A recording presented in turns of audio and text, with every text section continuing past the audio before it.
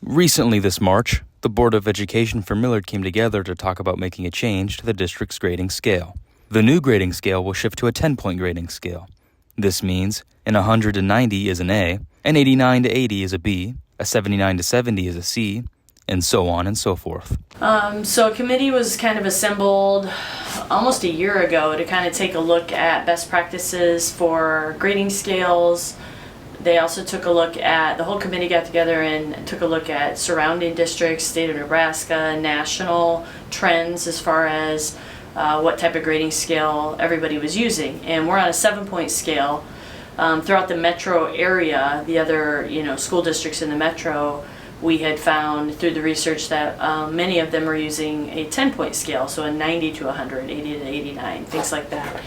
And that same committee also reached out to all of our partners as far as the universities in the Nebraska system, so University of Nebraska, Creighton, all the major universities that even surround our states that we send a lot of students to, just to reach out to them to get a gist of how they evaluate our transcripts.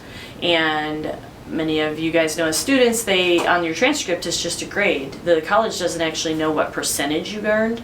So if a neighboring district, a student earned a 92, for them, if they were using a 10-point scale, they were getting an A or a 1. In Millard, if you got a 92, you were getting a 2 or a B. And so that affects your overall GPA pretty vastly. The district chose to incorporate the 10-point grading scale so students could have equal opportunities to increase their GPA and to earn scholarships. I think it's very positive. I was on the committee, and we had called some colleges and universities and kind of got their take of what difference it would make for a student. We also talked to parents, we talked to students, overwhelmingly positive. The biggest thing I think that I see is that some people may say that it's lowering the bar. I think it's giving our students the right advantage they need to be successful for college acceptance or scholarships. We know our students will work hard for that, but we just know that it gives them greater opportunities for those things. While there are many different opinions about the change, most families agree that it will benefit students. No, I haven't really seen anything, but at Metro I've seen some stuff because some kids would be like, yeah, I like this more than that. I'd be like, yeah, Northwest does this. I don't really like it, but it's pretty good at Metro.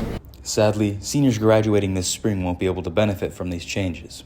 But hopefully future students will use this newfound opportunity to work hard in school and to get the best grades they can. This has been Jackson Diebold with your MWHS Wildcat News.